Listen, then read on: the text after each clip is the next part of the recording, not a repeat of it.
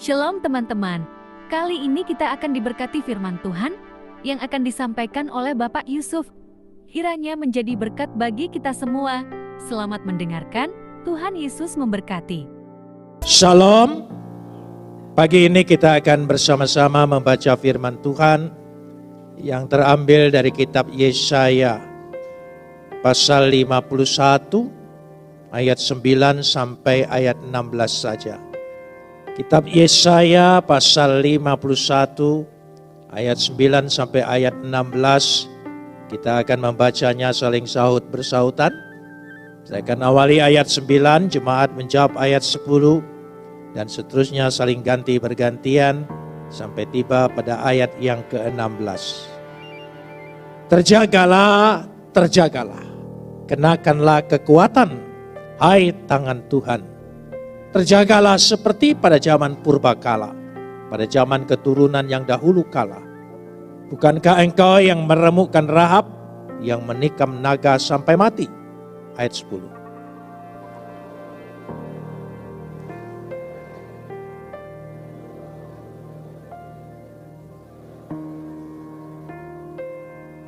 Maka orang-orang yang dibebaskan Tuhan akan pulang dan masuk ke Sion dengan sorak-sorai. Sedang sukacita abadi meliputi mereka. Kegirangan dan sukacita akan memenuhi mereka. Duka dan keluh kesah akan menjauh.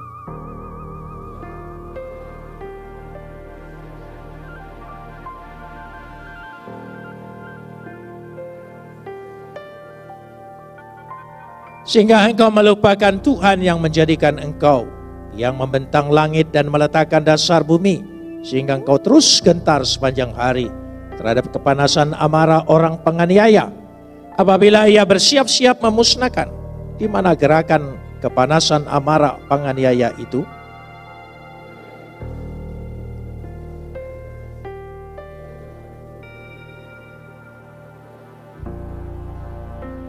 Sebab akulah Adonai Tuhanmu yang mengharu birukan laut sehingga gelombang-gelombangnya ribut. Tuhan semesta alam namanya.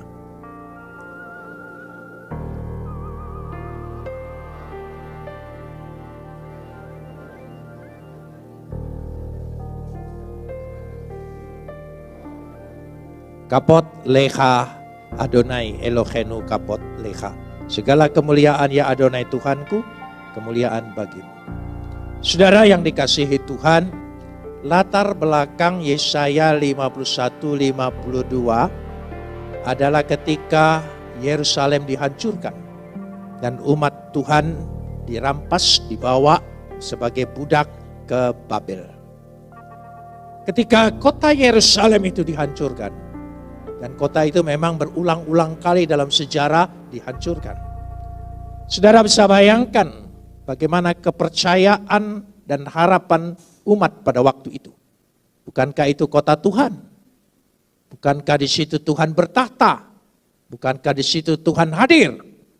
Tapi mengapa hancur lebur? Seolah-olah tidak ada Tuhan. Saya yakin, seyakin-yakinnya, ada kemerosotan iman yang luar biasa di tengah-tengah umat pada waktu itu. Dan tidak ada lagi harapan. Seolah-olah mereka berpikir Tuhan sudah meninggalkan mereka atau Tuhan sudah tidak ada lagi. Dan itulah yang terjadi. Pada masa-masa yang sulit seperti itu, mereka betul-betul jiwanya tertekan, tanpa harapan, tanpa pertolongan, tanpa jalan keluar, kepahitan dan ketakutan dan kesengsaraan hidup karena mereka dibawa ke Babel. Betul-betul ini situasi yang sangat luar biasa dalam keadaan seperti ini. Tetapi Tuhan menyapa mereka. Lewat Yesaya dikatakan di situ dengan jelas. Saya ingin bahas dulu penyapaan Tuhan di sini. Ayat yang ke-9. Terjagalah, terjagalah. Saudara perhatikan terjagalah. Kenapa disebut terjagalah? Uri, terjagalah. Karena mereka boleh dikatakan hidupnya hampir tidak sadar. Kenapa? Karena kepedihan, kesusahan, penderitaan, kesengsaraan begitu meliputi mereka. Karena itu mereka seperti tidak sadar. Mereka seolah-olah tidak ada lagi harapan. Mereka tidak tahu lagi apakah Tuhan itu ada atau tidak. Dalam keadaan seperti itu Tuhan menyadarkan, terjagalah, sadarlah, sadarlah, siumanlah. Bahwa aku Tuhan. Aku tidak meninggalkan engkau. Coba saudara perhatikan, dari kata terjagalah isinya sampai kata ayat 17, terjagalah, bangunlah hai Yerusalem. Perhatikan pasal 52 ayat 1, terjagalah, kenakanlah kekuatanmu. Bukankah itu teguran Tuhan, peringatan Tuhan? Engkau seolah-olah tidak punya iman. Mari saudara, apakah iman kita ini sebatas kepercayaan? Sebatas doktrin? Sebatas pengajaran? Tidak hidup. Kita harus menyadari sebagai satu fakta, realita iman. Bahwa dalam diri kita ada Yesus. Yesus itu ada dalam hidup kita. Yesus itu ada dalam diri kita. Sadar itu. Seringkali kita tidak menyadari, kita hanya percaya Yesus, tapi realita imanmu tidak menyadari itu. Engkau hanya bergantung kepada pengajaran dan doktrin. Tidak, percayalah, Yesus ada dalam diriku. Yesus hidup dalam diriku. Roh Tuhan itu ada dalam diri kita. Amin. Real. Kenapa kita takut? Di situ dikatakan, ditegur oleh Tuhan. Kenapa demikian? Perhatikanlah di sini. Coba perhatikan ayat yang ke-9. Kenakanlah kekuatan, hai tangan Tuhan. Siapa yang dimaksudkan? Kenakanlah kekuatan Tuhan, hai tangan Tuhan. Apa ini teguran pada Tuhan? Bukan. Engkau itu umatnya adalah tangan Tuhan. Kita ini adalah tangan Tuhan. Amin. Maka kita andalkan kekuatan Tuhan. Kenakanlah. Pakai itu. Gunakan itu. Amin. Ini penting sekali. Seringkali kita seolah-olah iman. Makanya iman kita naik turun. Karena iman sebatas pengajaran. Iman tidak hidup dalam realita kepercayaan kita. Dia harus hidup dalam diri kita. Saudara percaya dalam dirimu ada roh Tuhan? Amin. Yakin betul? Roh mana yang lebih besar dari roh Tuhan? Roh ketakutan, roh kekhawatiran, roh ketidakpercayaan. Apalagi roh setan. Enggak mungkin. Tidak mungkin kita kesurupan. Karena ada roh Tuhan. Amin. Kesedihanmu, kesusahanmu. Sedekat apa kita dengan manusia? Sedekat apa kita semua? Suami istri sedekat bagaimana? Tidak dekat. Lebih dekat Tuhan dalam diri kita. Karena jika engkau percaya padaku, aku ada dalam engkau dan engkau ada dalam aku. Kurang bagaimana? Tapi itulah proses umat. Makanya kita disadarkan dengan sikap iman. Sikap iman. Secara metaforis dikatakan di situ. Ya. Kamu harus ingat pada zaman keturunan dahulu kala. Apa maksudnya? Kau ingat perbuatan-perbuatan Tuhan. Coba engkau buka kembali lembaran dahulu kala. Kejadian pasal 1. Kejadian pasal 1. Saya ingin tanya, saudara pernah baca Kejadian pasal 1? Siapa aktornya? Siapa aktornya? Tuhan. Tidak ada sama sekali manusia, makhluk apapun. Tuhan aktornya. Jadi harus percaya dalam hidup kita di tengah dunia ini aktor utamanya siapa? Tuhan. Amin. Ini penting. Supaya itu menjadi realita iman. Baru kemudian ada aktor lain. Ya, aktor manusia, aktor setan, aktor ular sebagainya. Baru kemudian, saudara. Tapi selagi aktornya aktor Tuhan, dahsyat hidupmu luar biasa. Amin. Amin. Ini penting sekali. Dari situ kita meyakini sebagai satu kekuatan. Kekuatan dikatakan di situ. Karena merupakan kekuatan. Diingatkan di situ. Bagaimana perbuatan Tuhan menolong engkau? Siapa? Karena hebat imanmu? Karena sikap hidupmu bukan karena aktor Tuhan. Perhatikan. Di situ Tuhan mengingatkan, coba perhatikan. Ya, dia menikam naga. Bukankah engkau yang mengeringkan laut, air samudra, raya yang hebat, dan membuat laut yang dalam menjadi apa? Jalan. Siapa aktornya? Musa, Harun? Tidak. Mereka penuh dengan kekurangan, mereka penuh dengan kelemahan. Bahkan mereka kadang-kadang penuh ketidakpercayaan. Bukankah Musa pernah melemparkan batu hukum Tuhan itu karena marahnya? Kita sama. Yang hebat dalam diri kita, Yesus. Yang hebat dalam diri kita, Tuhan. Amin. Di situ. Dan kalau ada Tuhan dalam diri kita, apa kita tidak hebat? Kita bukan hanya hebat, dahsyat. Dahsyat. Amin. Di situ letaknya. Coba imani. Realita iman ini, praktek iman ini, kita imani betul-betul.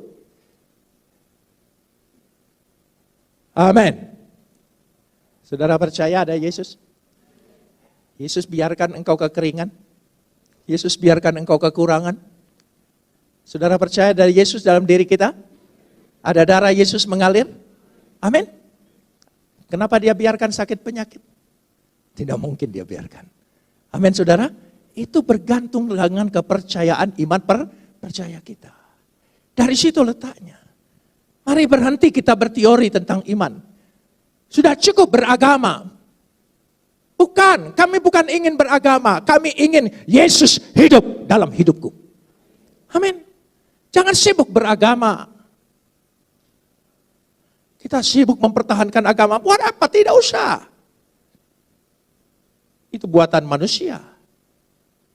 Tuhan, Yesus hidup dalam hidupku. Itu yang kita imani. Amin. Dia menunjukkan karyanya. Di tengah kesulitan, di tengah masalahmu. Justru dia aktor utama. Bukan engkau. Ketika engkau menghadapi kesusahan, kesukaran, kesulitan, masalah, pergumulan, problem. Jangan engkau ambil alih, engkau ingin jadi aktor utama. Tidak. Kita hanya pelaku pembantu. Kalau tidak mau jadi penderita. Ya. Tapi aktor utamanya siapa? Tuhan. Amin saudara. Dalam dirimu, dalam kesusahanmu, dalam masalahmu, jangan sibuk sendiri. Berdoa, serahkan dengan dia. Engkau aktor utama dalam hidupku. Engkau pasti tidak pernah meninggalkan aku. Aku sangat percaya. Ya. Di situ letaknya. Sepenuhnya kepadanya. Karena itu saya ingin ingat, berhentilah kita berteori, ya, berdogma. Ya, sudah berhenti dari situ, sudah. Dikatakan di situ. Karena itu dikatakan, kita lanjutkan sekarang ini pada ayat yang ke-10 tadi, ya, supaya orang-orang diselamatkan dapat menyeberang. Kan sesuatu yang tidak mungkin. Coba ingat kembali mujizat Tuhan, perbuatan Tuhan, pemeliharaan Tuhan dalam hidup kita. Banyak hal yang tidak mungkin ternyata dimungkinkan oleh Tuhan. Kita diingatkan kembali. Makin hari, makin tahun, kita bukan menghadapi situasi yang makin mudah, makin sulit. Secara fakta kita akui makin sulit. Tapi kita harus mengimani tidak akan ada kesulitan. Karena Tuhan selalu menyatakan diri pertolongan kuasanya di tengah masalah, di tengah kesulitan. Dikatakan di situ. Ayat yang ke-11. Maka orang-orang yang dibebaskan Tuhan akan pulang. Masuk ke Sion. Percayalah mereka akan kembali. Kenapa demikian? Kenapa Tuhan izinkan? Kenapa Tuhan izinkan? Mereka dibawa ke Mesir, mereka dibawa ke Babel, mereka dibawa ke Persia. Kenapa? Bangsa itu, umat pilihan Tuhan, kok diizinkan Tuhan dibawa kemana saja sebagai budak? Kenapa? Supaya orang melihat bangsa lain, hidupnya umat Tuhan senantiasa dalam pemeliharaan. Amin? Ya, hidupnya umat Tuhan itu selalu nyata, benar dalam pemeliharaan Tuhan. Kesulitan, kesusahan apapun Tuhan ingin buktikan. Tuhan izinkan. Dia izinkan kita sakit supaya kelihatan nanti ketika sembuh mujizat Tuhan terjadi. Dan orang bisa melihat, benar, imannya tidak pernah salah. Dia sulit, dia susah, beroleh jalan keluar, kelepasan. Itu letaknya. Dikatakan dengan jelas sekali. Coba kita lihat, perhatikan di situ ayat 11. Ya, masuk ke Sion dengan sorak-sorai. Sedang sukacita abadi meliputi mereka. Sukacita abadi. Sukacita abadi. Kegirangan dan sukacita memenuhi mereka. Duka dan keluh kesah menjauh. Ini firman Tuhan dalam Alkitab. Ini firman Tuhan dalam Alkitab. Sekarang jangan hanya dalam Alkitab. Itu dalam hati kita. Itu memenuhi pikiran kita. Itu memenuhi hidup kita. Amin. Percayalah, satu saat keluh kesahmu, duka citamu akan menjadi kegirangan yang abadi. Karena engkau tahu, engkau dahsyat. Amin. Tuhan peliharakan engkau. Jangan takut. Karena itu jalani hidup itu dengan sukacita. Kenapa? Karena ada iman. Karena ada apa? Harapan. Itu tadi sikap iman. Jadi sikap iman kita harus terjaga, sadar betul, waspada betul bahwa Tuhanku yang kusembah adalah Tuhan Maha Kuasa yang ada di dalam hidupku. Amin. Ini penting sekali. Supaya kita bisa melihat praktek-praktek iman kita. Kita lanjutkan sekarang dari ayat ini, ayat yang ke-12 ya, ayat 12. Kita lihat dari ayat 12 kita lihat adalah bagaimana pengharapan kita. Iman, pengharapan. Iman itu menjadi kuat karena ada harapan. Tidak ada kata putus. Selalu nyambung kan orang percaya itu. To be continue. Jadi jangan ada putus harapan, putus asa. Yang ada selalu asa, bukan putus. Ayat 12 dikatakan. Mari kita lihat sikap pengharapan kita. Dikatakan. Dengan jelas sekali ayat 12. Mari kita baca bersama ayat 12. 1, 2, 3. Akulah yang menghibur kamu. Siapakah engkau? Maka engkau takut terhadap manusia yang memang akan mati. Terhadap anak manusia yang dibuang seperti rumput. Siapakah engkau? Anohi. Akulah. Aku ini Tuhanmu. Aku ini Bapakmu. Aku ini penguasa semesta alam. Mengapa engkau takut? Pertanyaannya jelas sekali. Ya. Jadi dikatakan di sini, mengapa engkau takut? Pada ayat yang 12 ini. Saya ingat peribahasa di kampung kami di Palembang. Kakek saya selalu bilang begini, selagi dia makan nasi kamu tidak perlu takut. Kecuali kalau dia makan besi.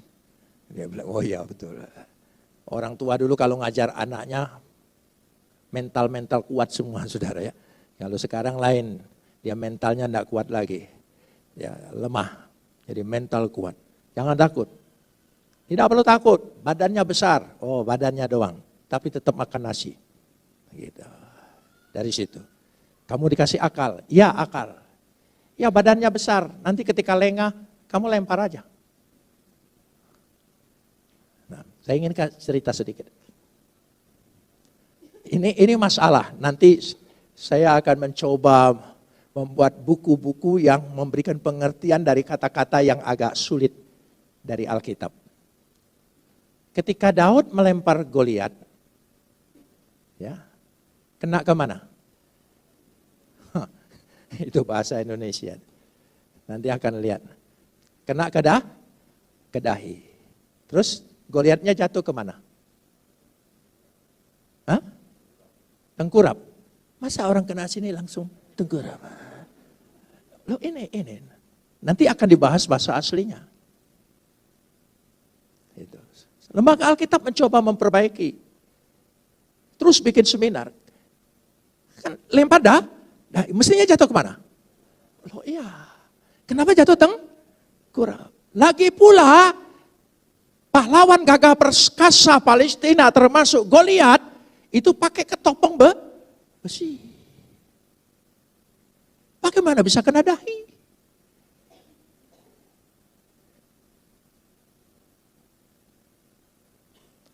Jadi yang kena adalah lutut. Karena bahasa dahi dan lutut hampir sama, tapi diterjemahkan lutut. Lututnya kena. Topang kekuatannya itu. Maka dia roboh. Saya hanya ingin menggambarkan sedikit. Ya, membuat engkau berpikir sejenak. Tetapi mikir seperti ini. Kalau Tuhan adalah kekuatan kita tidak akan roboh. Tidak akan tengkurap, tidak akan terlentang. Tidak akan jatuh. Musuh yang jatuh. Karena kelemahan lututnya menjadi kekuatan penopangnya.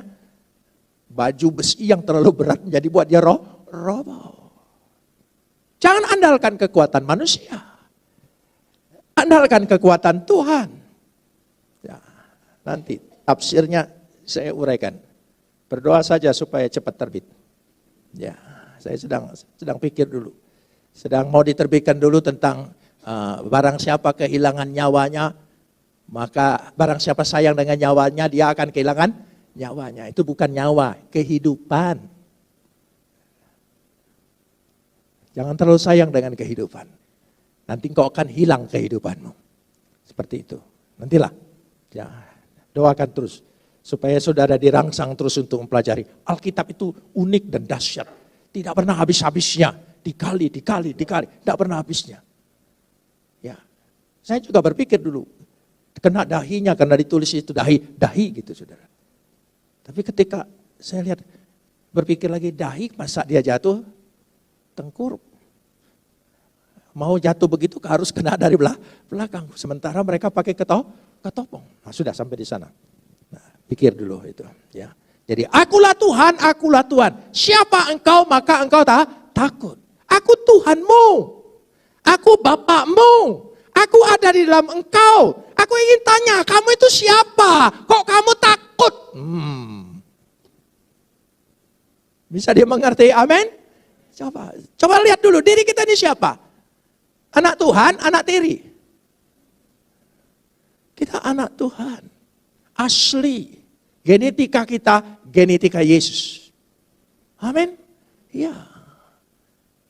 Kita harus mengimani itu. Buat apa kita cerdas dengan pengajaran, dengan hafalan ayat, tapi tidak hidup dalam hidupmu? Harus hidup dalam kehidupan kita. Ayat-ayat itu harus hidup, harus praktik jadi hidup. Di situ menyatakannya. Kenapa demikian? Ayat yang ke-13. Sehingga engkau melupakan Tuhan yang menjadikan engkau. Engkau lupa. Itu teguran. Tuhan membangkitkan harapan kembali.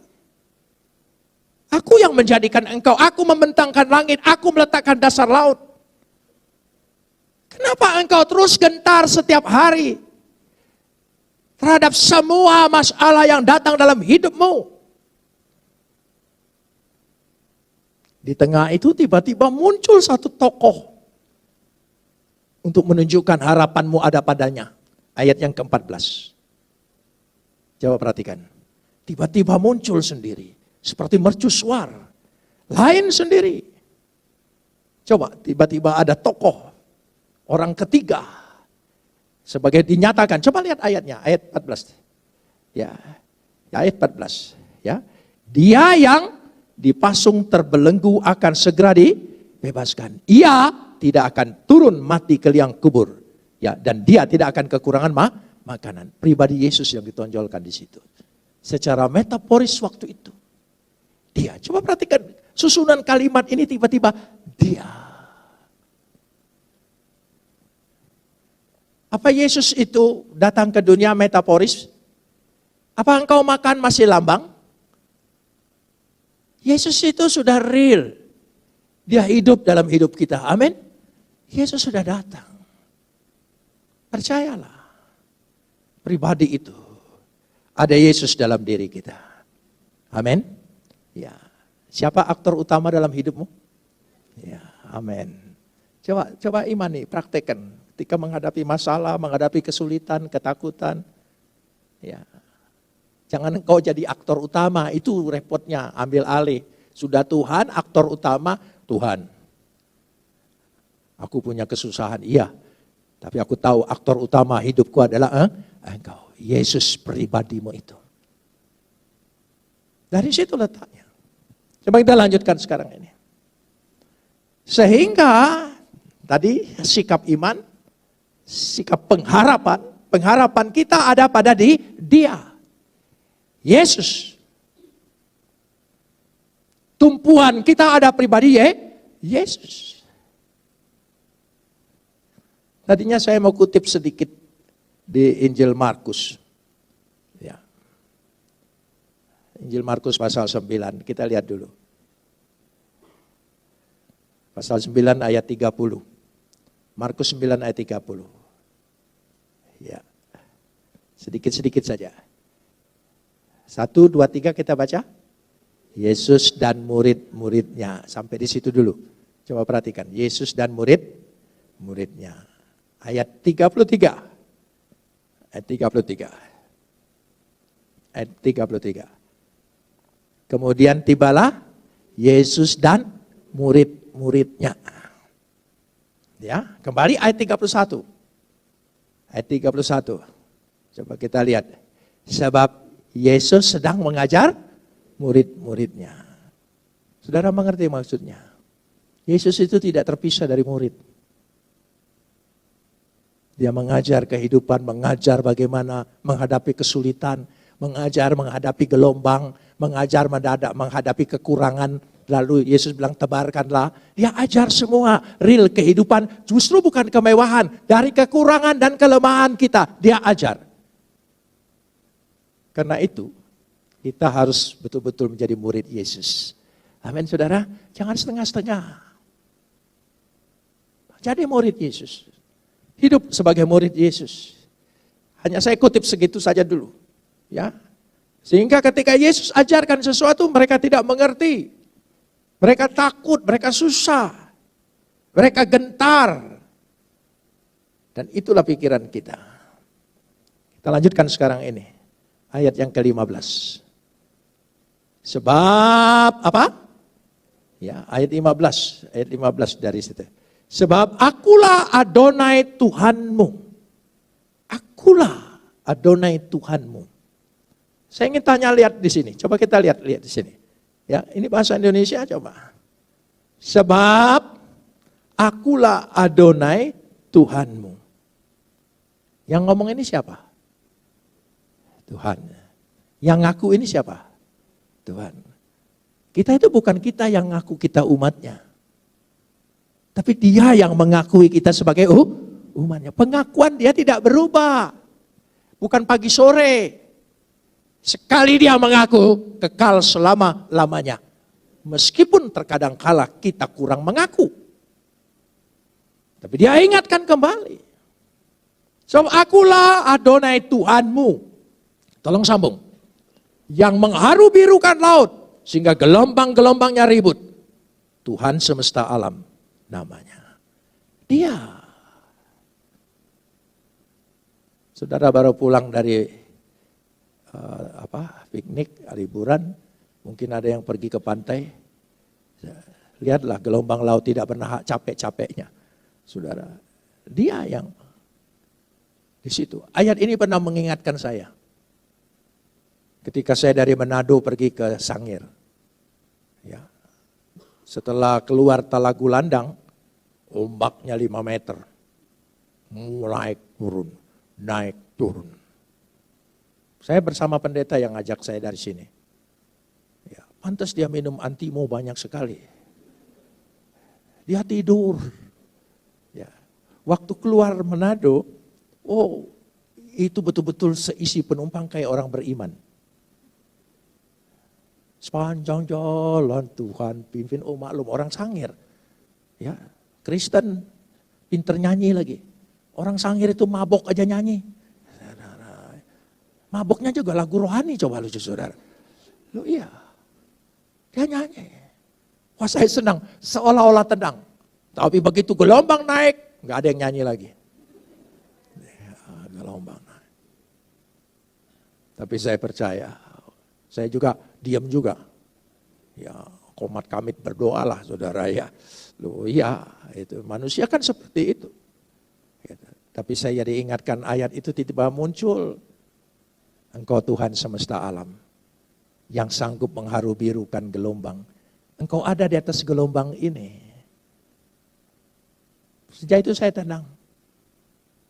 Sampai keluar Telagu Landang, itu muter seperti ini.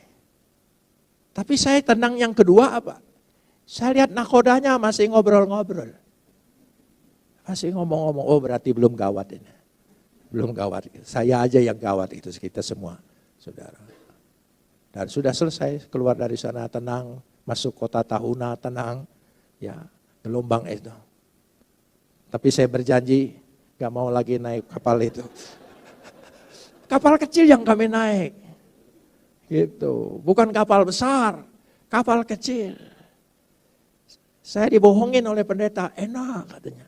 Tapi waktu keluar Manado memang kelihatan enak. Karena di sebelah kapal ada lumba-lumba main gitu. Oh ya, sampai sana kita yang jadi lumba-lumba saudara. Sampai di Tahuna saya marah dengan pendeta itu. Kamu ini sudah pendeta bohong lagi dengan saya. Kalau tidak dibohongin Bapak nggak mau datang ke kota ini. Oh iya sampai ke Tamako. Nah disitulah. Itu yang saya lihat. KKR di Tamako. Gitu. Jadi banyak yang jualan waktu tengah KKR. Saya pikir jualan makanan, jual apa? Ada jualan minuman. Cap tikus dijual juga di situ. Gitu. Nawarin pendeta lagi berarti. Bapak pendeta mau gitu. Nah, sudah sampai di sana dulu ya. Jadi dikatakan dengan jelas sekali. Akulah Adonai Tuhanmu. We anohi Adonai Elohecha. Aku Tuhan. Bukan kita ngaku-ngaku Tuhan. Tuhan yang menaruh percaya kepada kita. Perhatikan lanjutkan. Kita lihat ayat di sini. Ya, ayat yang ke-16. Aku apa? Menaruh firmanku ke dalam mulutmu. Firmanku. Saudara percaya ada firman Tuhan di mulutmu? Apa yang kau katakan, jadilah menurut imanmu. Maka jangan sembarang ngomong. Ya, amin. Begitu ada kesulitan, coba katakan firman Tuhan dalam kesulitanmu apa? Ya. Tuhan pasti tolong. Ketika engkau ditipu orang, Tuhan pasti ganti. Kita lupa. Ketika ditipu orang, sialan. Ya itu. Karena firman Tuhan di mulutmu, maka engkau jadi ya, sial. Hati-hati. Tuhan menaruh firman-Nya di mulut kita. Kita praktek iman. Oh jangan, itu kalau itu Yesaya dibaca satu kali sebagai buku sejarah, cukup selesai. Ini firman Tuhan. Dia hidup untuk hidup kita. Maka ayat lain menyambung. Jadilah menurut perkataanmu. Makanya kita, saudara percaya, Tuhan menaruh firman-Nya, kuasa firman-Nya di mulut kita. Katakanlah yang baik. Dengan anak cucu katakanlah hal-hal yang baik-baik. Walaupun kita lihat fakta dia tidak baik, nakal atau apa. Jangan katakan lagi, ulangi. Katakanlah yang baik. Saudara percaya dengan perkataan mulut kita? Amin. Dari situ letaknya. Aku menaruh firmanku dalam mulutmu. Dan apa? Menyembunyikan engkau dalam naungan tanganku. Kita berada disembunyikan oleh Tuhan di tangannya. Apapun dia hadapi, dia sanggup. Supaya aku kembali membentangkan langit, meletakkan dasar bumi. Dan berkata kepada Sion, engkau adalah, tolong sambung, umatku. Siapa yang ngaku lagi? Tuhan. Di situ letaknya. Mari kita imani. Kembali saya ingin simpulkan kembali. Pribadi Yesus adalah tumpuan harapan kita. Dia adalah betul-betul menjadi meterai bagi iman percaya kita. Sumbernya segala sesuatu kepada Dia. Ya. Mari kita berhenti berteori tentang iman. Berhentilah beragama. Sibuk beragama. Agama itu penuh dengan upacara-upacara. Tapi mari kita beriman. Praktekkan iman dalam hidup kita. Amin. Ya, saudara percaya Yesus ada dalam diri kita? Roh Tuhan ada dalam diri kita? Apa yang kurang? Apa yang kurang? Saya percaya kalau itu menjadi praktik imanmu, apa yang kita hadapi, tidak ada yang besar. Semua jadi kecil. Saya ulangin lagi. Saya ingat cerita. Dulu cerita mau tidur itu kakek nenek yang sering cerita. Ya. Itu ceritanya seputar si kancil. Dan saya belum pernah nemukan kancil kalah. Menang terus. Lolos terus. Hebatnya kancil ini. Ya, dia kalah hanya satu kali. Waktu dinyanyikan, si kancil anak nakal suka mencuri timun. Itu fitnah. Ya, kancil tidak pernah makan timun, saudara. Itu masalahnya, itu fitnah. Itu nyanyian jangan dibuat karena itu fitnah, saudara ya. Kancil mana ada makan timun dia, saudara, si kancil. Nah, pada satu saat kancil ditangkap oleh harimau, diterkam dan tidak bisa berkutik. Saya waktu itu sudah ngantuk, tapi jadi melek. Waduh, ini akhir cerita. Tapi kancil langsung berteriak, sesama raja jangan saling makan. Hah? Apa kamu bilang? Kamu raja hutan, saya juga raja hutan. Dia kagetkan harimau ini. Kamu berani ngaku raja? Iya. Mari kita lihat pengakuan seisi hutan ini. Ya, apa dia hormat dengan kamu atau hormat dengan saya? Baik katanya. Mari kita jalan sama-sama. Nggak, kata harimau, kamu jalan di depan. Ya, jangan jauh-jauh supaya dalam jangka jarak terkaman dia lagi. Dia jalan. Dan betul saja. Waktu dia lewat semua orang hormat. Tunduk semua. Gitu. Harimau heran. Ternyata bukan hanya aku dihormati. Kancil juga dihormati. Dia betul-betul raja. Padahal orang itu bukan takut dengan kancil. Takut yang di belakang kancil. Kancil menggunakan kecerdikannya. Jadilah umat yang cerdik. Amin. Ada Tuhan beserta kita. Orang lihat kita tidak ada apa-apanya. Tapi lihat Tuhan.